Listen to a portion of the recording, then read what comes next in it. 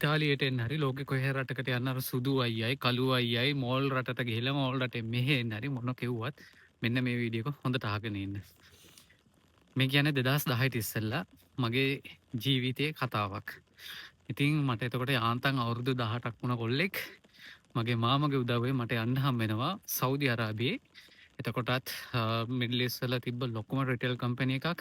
අදටත් ගොඩක් කට්ටිය දන්නවා ලෑන්ඩ්මාර්ක් ගෲප් සෙන්ටර් පොයින්ට් එක. ඉතින් මේකේ ජොබ් එකකට යන්න මට ජූනියර් සේල්ස්මන් කෙනෙක් විදිහට යන්න හම්බ වෙනවා. ඉතින් යුරෝපේ ඉන්න කට්ටියට කිව්වොත් අපේ මෙහි තියෙන ප්‍රයිමාර්ක් වලටත් වඩා ලොකු කම්පැනි එකක්. ඒගොල්ලන්ගේ බ්‍රෑන්ඩ්ස් ගොඩාක් තියෙනවා. ඉතින් මේකේ මට යන්න හම්බ වෙනවා. ඉතින් මාත් එක්ක මගේ ගෲප් එකේ ලංකාවේ 4 දෙනෙක් යනවා. ඉතින් මට යන්න හම්බෙන්නේ ජෙඩා වලට කොහොම හරි මාමා හිටියේ දමාම්මල. ඒ කියන්නේ උතුරයි දකුණයි කිලෝමීටර් මං හිතන්නේ 6000ක් 7000ක් උඩ අපි දෙන්නගේ දුර. ඉතින් මට තාම මතකයි මම ගියේ රාමදාන් කාලෙක. එතකොට සෞදි අරාබියේ නීතිය හරි තදයි මේ වගේ නෙමෙයි. ඉතින් ඉමිග්‍රේෂන් එකට යනකොටත් ඒ වෙලාවේ මේ නෝම්බිට වෙලාව ඉවර වෙලා වගේ මට එතන ඉමිග්‍රේෂන් එකේ හිටිය මිනිස්සයා කෑ ගැව්වා හම්ම තාල් ගාලා මට තේරුන්නේ නෑ මොනවත්. මට ඒ වෙලාවේ දැනුණ අසරණකම ඒ කියන්නේ දැන් මගේ යාළුවෝ දන්නෙත් නෑ මොකද්ද මේ කියන්නේ කියලා මාව නිකන් මට මාර බයක් දැනුණා.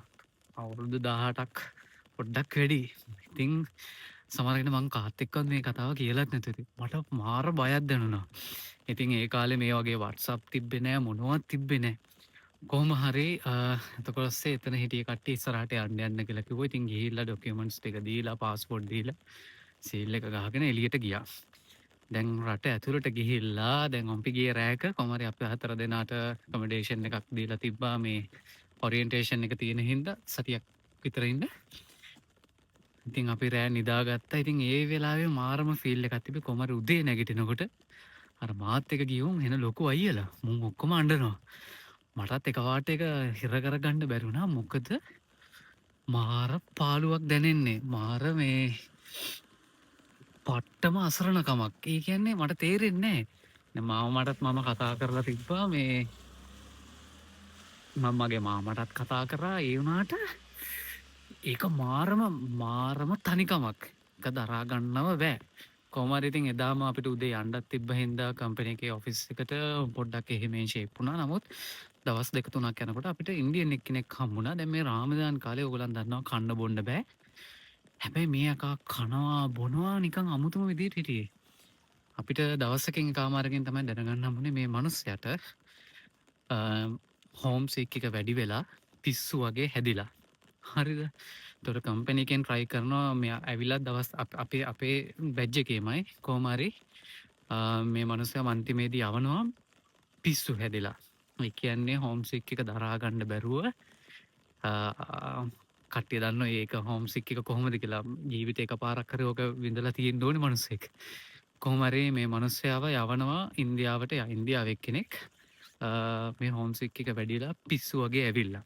ඉතින් ඕගොල්ලන් රට යන්න ඉන්න කෙනෙක් නම් මේ කොයි අයියා කොයි විදියට කිව්වත් අපි කියමුකෝ ඔයා වෙන රටකට ඇවිල්ලා නීති විරෝධීව වෙන රටකට ගියාම ඕගොල්ලන් එහෙදි තව අසරණ ඕගොල්ලන්ට ඩොකියුමන්ට් එකක් නැති වෙනවා. මම හැම වීඩියෝ එකම කියනවා හොරෙන් කොහෙවත් යන්න එපා කියලා. ඒ කියන්නේ ඉරිසියාවකට නෙමෙයි. ඉතින් මට මේ කතාව කියන්න හිතුනේ මම එතකොට අවුරුදු 18ක පොඩි කොල්ලෙක් මේ වගේ ටෙක්නොලොජි එක දියුණු නෑ. මාර ෆීල් එකක් ඒක. එතකොට මට මතකයි මං ගෙදරත් එක කතා කරේ ස්කයිප් හදාගත්තා. නමුත් සිග්නල් හොඳට තිබ්බේ නෑ.